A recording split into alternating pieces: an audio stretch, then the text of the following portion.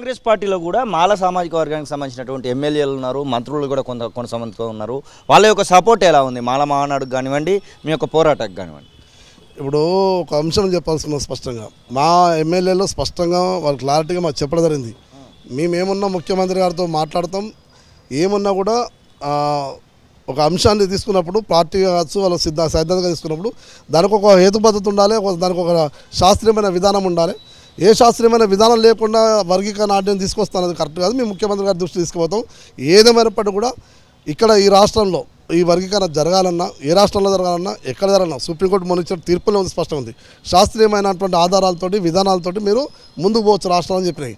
మేమేమంటున్నాం, ఈ తెలంగాణలో మాలల జనాభా ఎంత, మాదిగల జనాభా ఎంత, ఉపకులాల జనాభా ఎంత, మొత్తం ఎస్సీల జనాభా ఎంత, వాళ్ళ ఆర్థిక సామాజిక పరిస్థితి ఏంది, సాంఘిక పరిస్థితి ఏంది, మొత్తం స్పష్టంగా బయటకు వచ్చిన తర్వాతనే దీని యొక్క ఆలోచనను ఇంకో ముందడిగడానికి మీకు ఆస్కారం చేయాలి తప్ప ఏదో రాజకీయ అంశాల కోసం మా మధ్యన ఉన్నటువంటి సున్నిత అంశాన్ని మీరు దీన్ని రాజకీయం చేద్దని మేము విజ్ఞప్తి చేస్తున్నాం. ఇప్పటికైనా ఒకవేళ తగ్గకుండా సుప్రీంకోర్టు గైడ్లైన్స్ని అమలు చేస్తూ రాష్ట్రాల పరిధిలోనే వర్గీకరణ ఏబిసిడిని చేస్తే నెక్స్ట్ స్టెప్ ఎలా ఉండబోతోంది?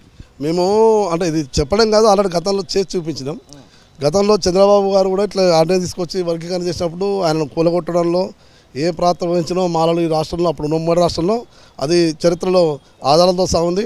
ఇప్పుడు వచ్చేసి గతంలో టీఆర్ఎస్ గవర్నమెంట్లో కూడా ఈ రకమైనటువంటి ప్రకటన చేసినప్పుడు కూడా ఆ పార్టీ యొక్క ప్రభుత్వాన్ని కూలగొట్టడంలో మాలల యొక్క పాత్ర ఏందో రేపు భవిష్యత్తులో ఇటువంటి ప్రయత్నాలు ఎవరు చేసినా కూడా అది రిపీట్ అయింది. తెలంగాణలో అసలు మాలలకు సంబంధించినటువంటి సంయుక్తమైనటువంటి ఆలోచనలు ఏమైనా చేస్తూ ఉన్నారా? ఏదైనా బహిరంగ సభలు, ఏదైనా దీక్షలు అలాంటివి ఏమైనా ప్లాన్ చేస్తూ ఉన్నారా మీరు? మేము ఇక్కడ తెలంగాణలో ఒక 5-6 ఆర్గనైజేషన్స్ వేరే వేరే రకాలుగా ఉన్నప్పుడు కూడా అందరం ఒకటిగా మారినాం. ఒకటే గొడుగు కింద వర్గీకరణ వ్యతిరేక పోరాట సమితి అనే గొడుగు కింద పనిచేయాలని చెప్పి ఉమ్మడి అంశంగా మనం ఎన్ని అంశాలు మన మధ్య వైరుధ్యాలు ఉన్నా కూడా కలిసి పనిచేయాలి, ఇది జాతి అస్తిత్వాన్ని దెబ్బతీసేటువంటి అంశం కాబట్టి అనే కోణంలో గతంలో ఇప్పటికే మేము 3-4 సార్లు దఫాలుగా భేటీ అయినాం. నిన్న జరిగిన బంద్ కూడా అందరం కూడా ఒక్కొక్కరు ఒక్కొక్క ఏరియా తీసుకొని దాన్ని పార్టిసిపేట్ చేసుకొని అన్ని జిల్లాల్లో కూడా సక్సెస్ కావడానికి కృషి చేసినాం.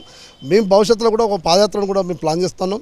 3 విడతలు అంటే 3 ప్రాంతాల నుంచి పాదయాత్రను హైదరాబాద్ కేంద్రంగా ముగింపు చేసుకొని ఇక్కడ లక్షలాది మందితోటి బహిరంగ సభ కూడా ఏర్పాటు చేసుకోవాలని చెప్పి మేము అందరం కూడా పెద్దల సలహాతోటి మేము నిర్ణయం తీసుకోవడం జరిగింది. అసలైన తొలి వెలుగు. ఫాలో వాట్సాప్ @తొలి వెలుగు official.